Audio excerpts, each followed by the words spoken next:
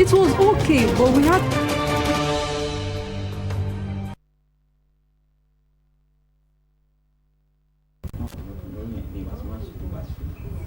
Hello? Sir? What happened in Anambra State during last Saturday's election. It's no longer news that that election has come and gone, and of course Chukwuma Charles Soludo of APGA was declared winner of that election after polling 422,664 votes. He actually won. APGA won in all the local government areas in that election. The closest rival, of course, was the APC, not even garnering up to 100,000 votes, meaning that, of course, APGA was well on ground during that election, and they did the needful by, staying true to the power of incumbency in Anambra State. But let's take a look at what happened during the electioneering process. A lot of issues around vote buying, a lot of issues around voters being cajoled, and also how well did INEC prepare and deliver during that election. Our guest is here today. He is a legal practitioner. He'll be helping us to weigh in on the conversation today. Gabriel Uduafi, thank you for being here on the program today. It's good to join you. All right. I want to wish you congratulations on your 45th anniversary. Anniversary. It's not easy. It's not easy. I'm sure a lot of people watching us will have been born then. 45 years is no mean. It's not a mean feat, right? Congratulations. Thank you so much. From the Center of Excellence for that long. Thank you. With a lot of new challenges from the new media. So it's good to stay afloat. Thank you very much for the well wishes. All right, Gabriel, let's get into the conversation itself. Let's start by what we saw on Saturday, prelude to the election. We had a lot of promises from INEC, a lot of promises from security agencies promising that the election will be devoid of any kind of issues, will be free and fair. And of course, yesterday morning, INEC delivered, and the elections were concluded and a winner emerged. In your own opinion, let's start with INEC and look at how INEC brought its best foot forward in this particular elections. But did you have particular what's it called? What were you expecting from INEC? Your expectations before the election, and did INEC meet those expectations for you on Saturday? I think the major focus everybody was looking at before the election was how well INEC was going to timely announce the outcome of the elections. Don't forget the fact that the defining moment in the last presidential election was the collapse, in quote, or malfunction of the IRF. Yes. But pleasantly, I came back from Mass yesterday. I'm a Catholic, and I wake up very early in the morning, 6 o'clock in the morning, or every Sunday to go to church. So, but on coming back, I was struggling to just tune in the television and hook on to the collation center. Right. But pleasantly, by 8 o'clock, as at the time I got back from church, the result had been announced. And don't also forget the fact that the night before, at about 5 o'clock or thereabouts, in the evening of Saturday, about 80-something% of the results had been collected. Right. By 8 o'clock, 97% had been collected, had been announced and seen by everybody. Before the election, saw some flips of some sort of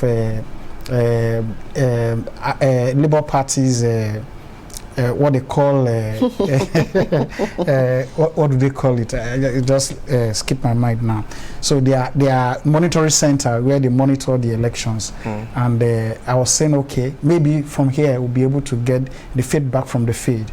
But by and large, you can say that, look, in terms of timely delivery of the outcome of the result, it didn't keep so much people waiting. People were not agitated.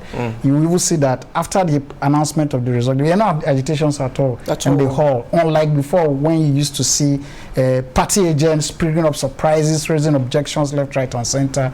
I think the transparency for me they exhibited in the collation at the announcement of the result was the hallmark of INEC's performance in Anambra State. And when people do well, you know, you must give them credit for it.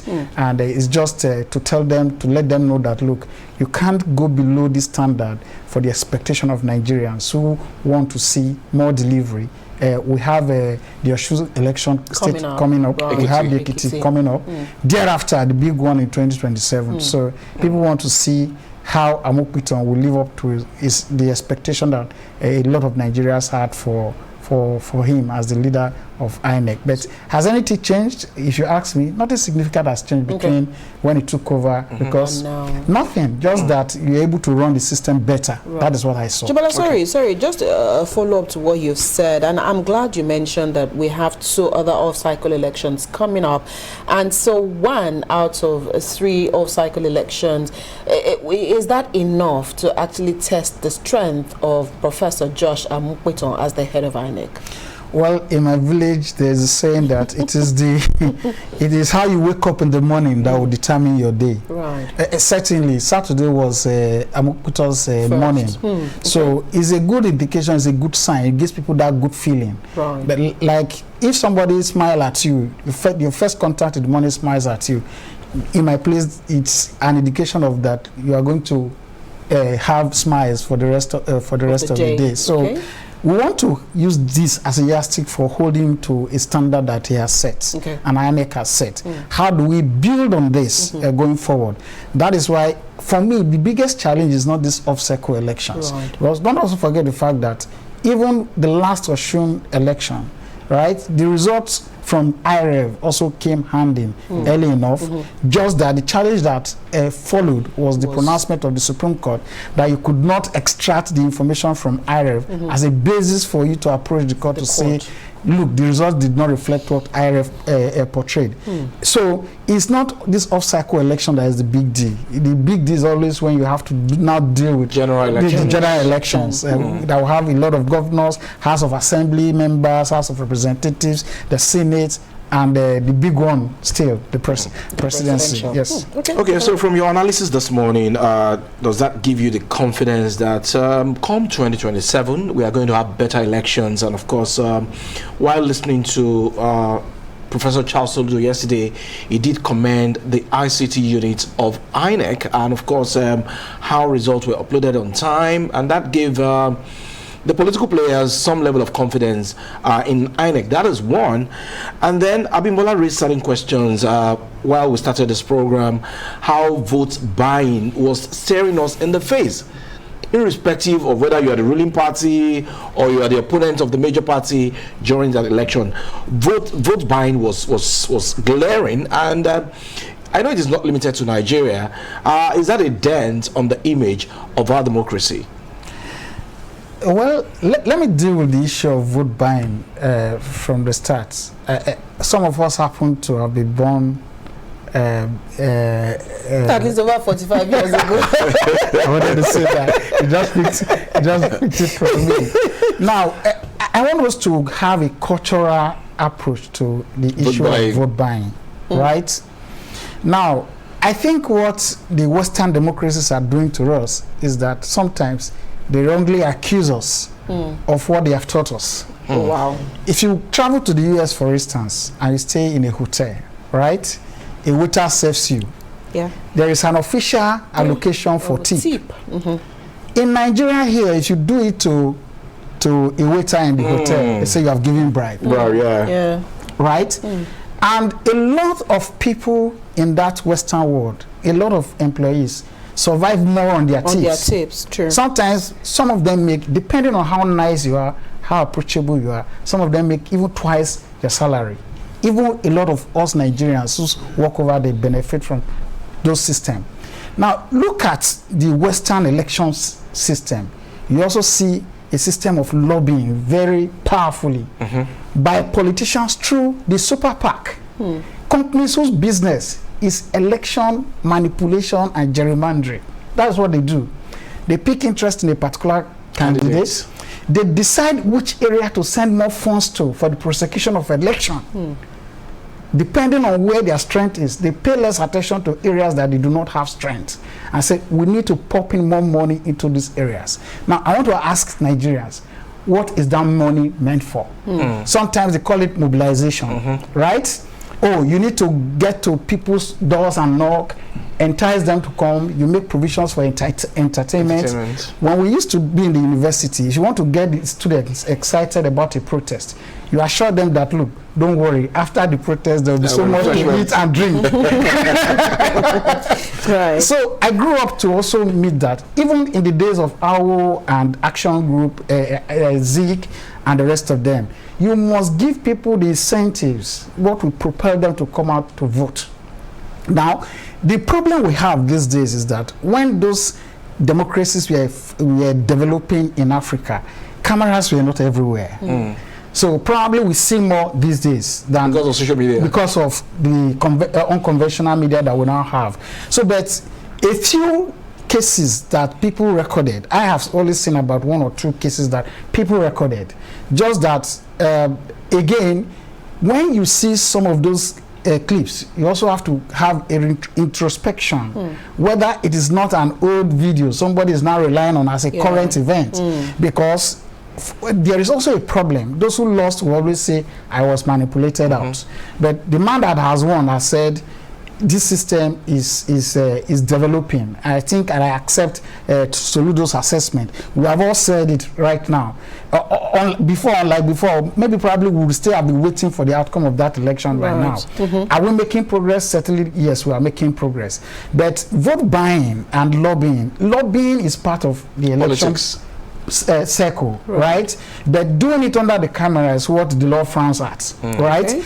If you go to people's home and you incentivize them to come out to vote, and they eventually come out to vote, I'm not sure anybody will shout that that is vote buying.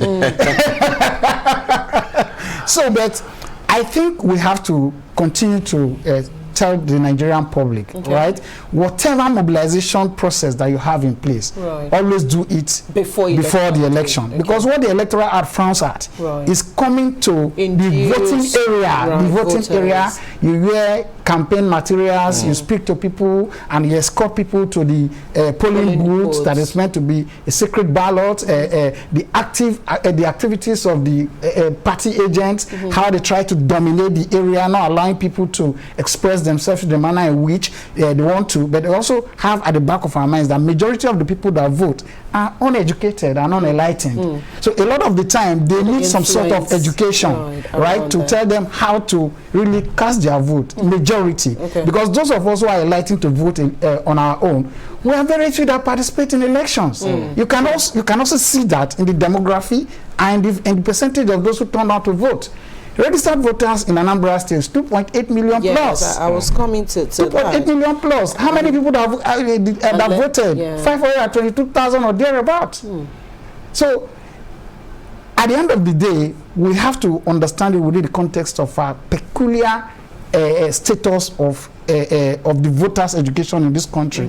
How well do people invest in voters' education? We need to discuss that. How INEC can grow the process so that those who seek to influence elections around the polling booth area do not do that. Right. So I like how you've also, you know, somehow cast our minds back to the fact that whatever it is that we're doing today is not new.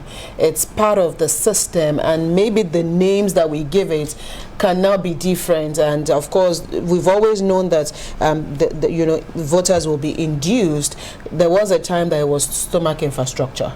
So right now we're saying vote by. In fact, in my mother's days, they used to tell us that political parties used to bring grappa.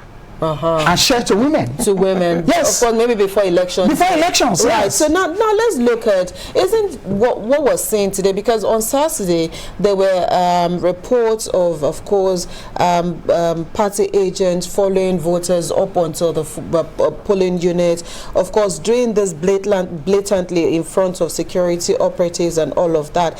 Isn't that a breach of the Electoral Act? And then can we also begin to look at punishing bad behaviors and using the law here, because we do have stipulations under the Electoral Act that if people were caught doing the wrong thing, then they should be made to face the full wrath of the law. But if we continue to act like we can't see them, or continue to act like it is part of the system, aren't we also saying that we shouldn't complain if things like this do continue to happen? But we certainly, as society advances, so our behavior must also advance, right? Punishing bad behavior is elaborately provided for in the Electoral Act. Right? The enormous provisions are there that criminalizes these activities around the voting or polling area on the day of election. Because we are expected to have done that before the close of campaigns, a day before the election. That is what the law stipulates, right? But all of these activities continue to happen because no matter how well a society is organized, law breaking is part of the human DNA. So people will seek to break the law. Where we are getting it a bit off is that when people break the law, how well do we enforce the law? Again, that comes back to question our approach to when your brother is being cited for committing a breach of the law. Do you sometimes support that the law should take its course with him? Or is it only when it is not my brother that I insist that law must take its course? Because if those electoral infractions have to be enforced, then the local populace, the local people who participate in that election will be the one to assist the security agencies and INEC itself, right, to identify those who have committed breaches of the law. Don't also forget the fact that in recent past, the Adamawa REC, who announced results, that the last election, is facing prosecution. It's not completely also correct to say, oh, they have not been a penalty or punishment for electoral infractions. I think there was also a case in Akwa Ibom State where somebody who participated in an fraudulent electoral process was also prosecuted and convicted. But how well are those prosecutions being highlighted so that people can learn from it and learn lessons from it is what we should be looking at. How do we assist the system to ensure that once there is an infraction, you are ready to come out to give evidence? For instance, if rigging happens around my voting area or my residential area where I vote, I should be one of those who should be able to come out to give evidence to say, this happened, you did this. But what if I'm unwilling to come and give that evidence? That photographic evidence in itself is not enough for the court to pronounce a conviction. So the people must also be ready to support the process. But how many of us would readily give up our brothers to say, I will give evidence against you if you commit an infraction? Communal living is part of... All right, let's talk about the performance of the security agents during this election. We saw flashes of violence in some areas in Anambra State. But by and large, how would you rate the performance of the security agents before, during, and after this particular election that we're reviewing? I think that we are beginning to see a drastic drop in electoral violence. I say this because I was part of the 2003 election process. I was particularly a victim. I know how brazen electoral violence used to be then. I know how tough it is for you to escort election materials, election results from the polling unit collation center to the ward collation center to the local government collation center before the results are further transmitted to the state collation center.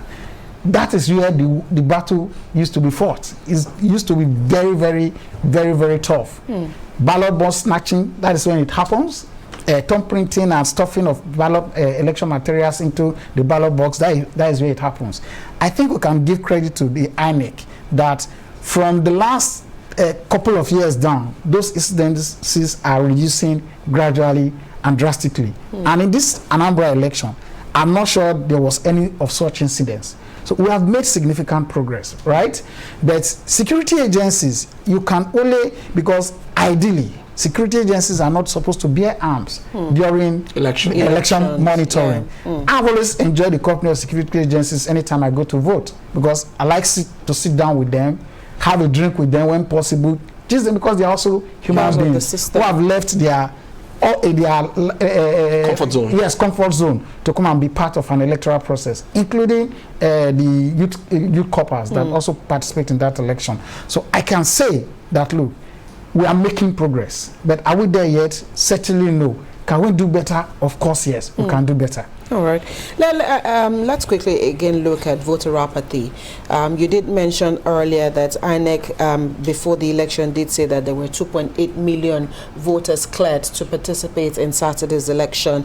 And the winner of that election didn't even win up to 500,000 votes. Of course, the closest rival, the APC, didn't even win 100,000 votes.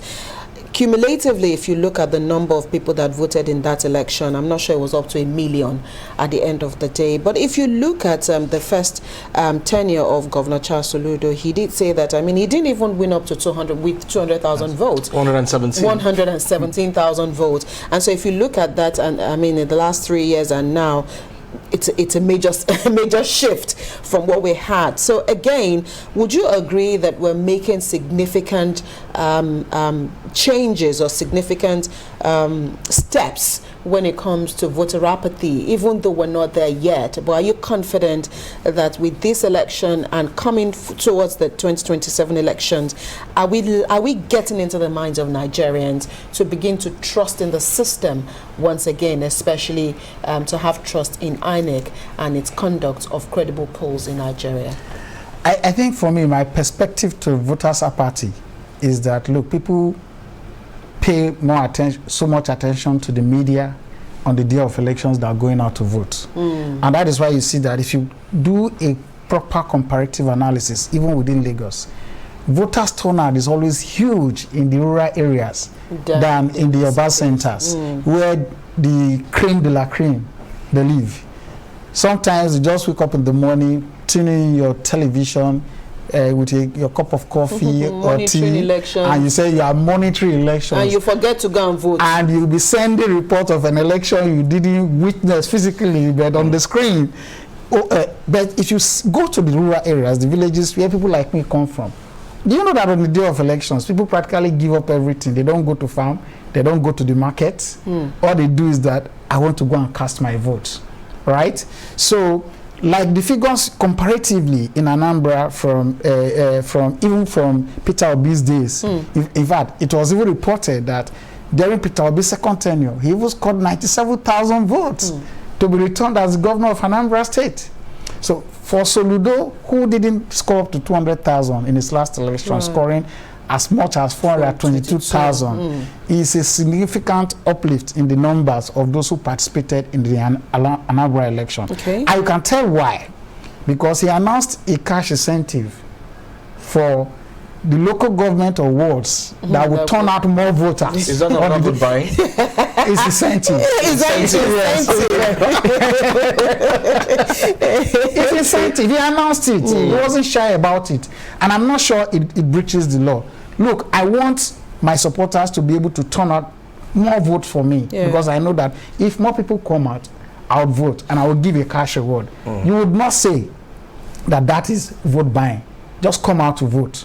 So I think that may have played a significant role in the number of voters that was recorded in Anambra State.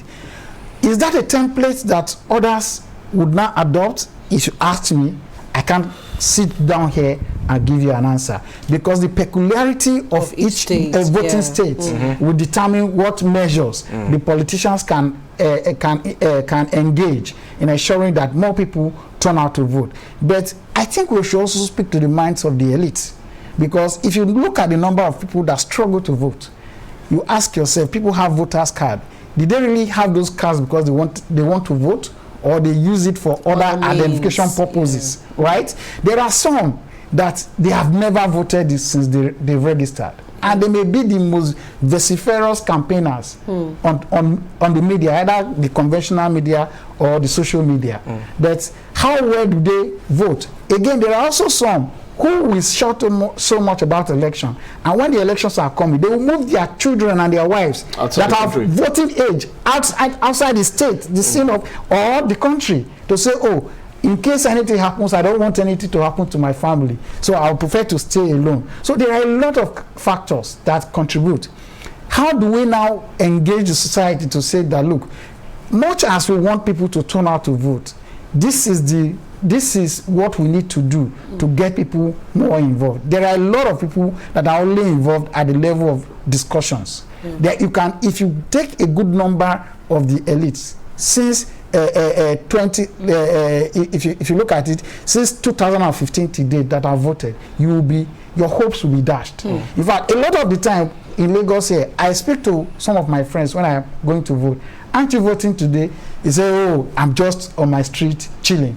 We are just monitoring what is happening here. These are big people that have very big voices and they have very big influence. So at the end of the day, you discover that, look, the rural people play more role in electing our leaders than those of us who claim to be enlightened elite and understand the issues that plague us in our electoral system. Okay, there's no way we are going to review this particular election without mentioning the 2027 general elections, which is the big one for us.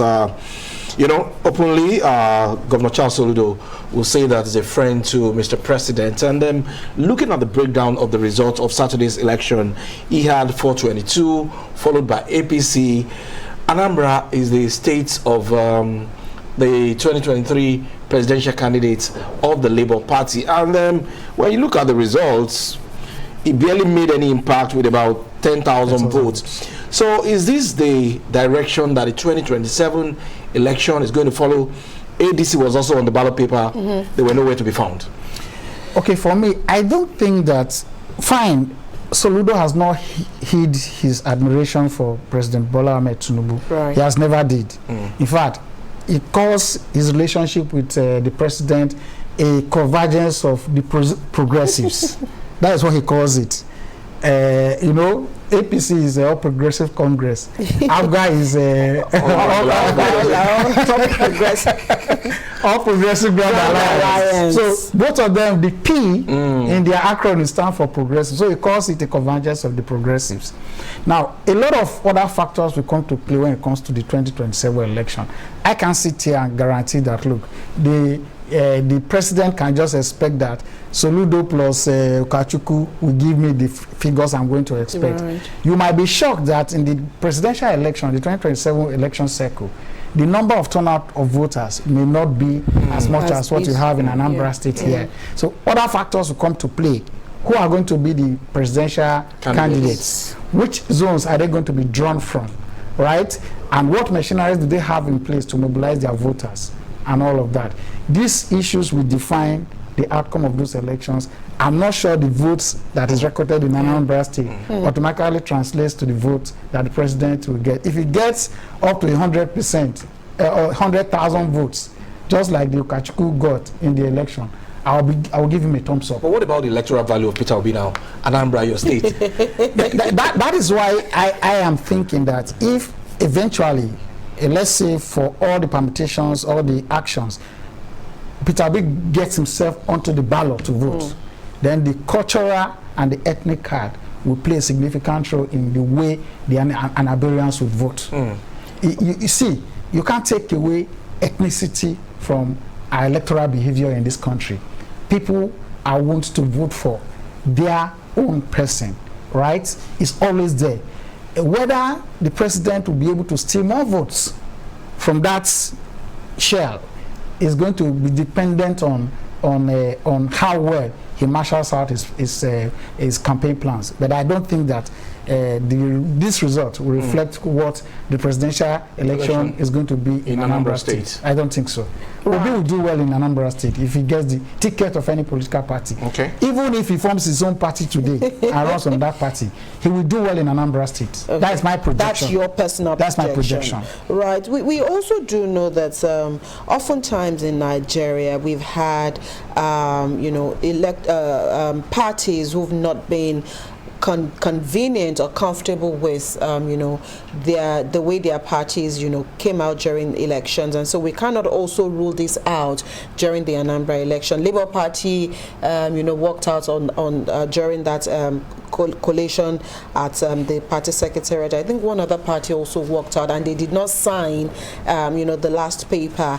So judging from, and then the fact that you are a legal practitioner, and the number of years or the amount the amount of time that these cases also stay in court and the outcome of some of these issues, as a lawyer, what would you like to be, what kind of reforms would you like for parties or political parties to take into action when approaching the court to plead their cases, or of course we'll start from the tribunal, to plead their cases when they are not very, very okay with the outcome of election results? I think election litigation is a very lucrative business for lawyers. You must have that at the back of your mind. Including you? When he's a lawyer. So if he gets contracted. Unfortunately, my last participation in electoral dispute was in 2007 election cycle, and it ended in 2009. Okay. From there, I've moved on from those line of legal practice to commercial practice, full commercial practice. But I have a full and big idea about how it works, because I've been part of the legal team for both Senate, House of Representatives, several governors. I was part of the team that won the first set of governors that were upturned in this country. Yes, you talk of Oshomole, Aregbesola, Emimiko, and Kayode Fayemi. So I was a member of that team. We understand where you're coming from. So lucrative. It's a very, very lucrative business for lawyers. And so it's always very difficult for lawyers to be able to advise their client that, look, let's not go there. Yes, let's not go there. I think the only president who have been able to, the only major political figure who has been able to do that is Goodluck Jonathan. And when I was part of Yar'Adua's presidential election team, he told us very clearly, and he told the world that the elections results were bad. They were not defensible. But you have a big problem when it comes to election litigation. It's a very technical area of practice. Not everybody is able to understand and manage the process. Right. Because the little steps you take that you may have a very good case, the management of that case will turn it over for you and you will lost it completely. So I think that people must be able to walk away from a process that they know that, look, there is little or no good chance of a challenge. Look at the result, for instance. Right. Okay, how much of those results will each of those challengers will cut off to balance up his numbers that will eventually push you towards get to that level. So you have a near impossible task in a legal challenge for that election, except but for the purpose of argument, you can show that even Soludo himself is not even qualified to run in that election. So, but are we able to say this to our clients? Because even for commercial litigation, there are times you tell your client that you have a bad case. Let's find a way to negotiate our way out of this. Yeah. Otherwise, no matter what ingenuity you put into it, you would lose. Even for Bush and Al Gore, you remember. Right. Al Gore was able to walk away even when it was glaring that, look, he had a very good case. But for the sake of America, I would walk away. Exactly what Goodluck Jonathan did. For me, if I were to be a lawyer to any of these contenders in this Anambra election, where am I going to start from now? Just say, please, let's save our resources for something else. Right. So lawyers must also be able to tell their client that, look, this is the reality check, because you have a legal barometer by which you measure the legal temperature and what would be. It's always very difficult to obtain an election, because the resources you need most times you may not be able to muster them. Okay.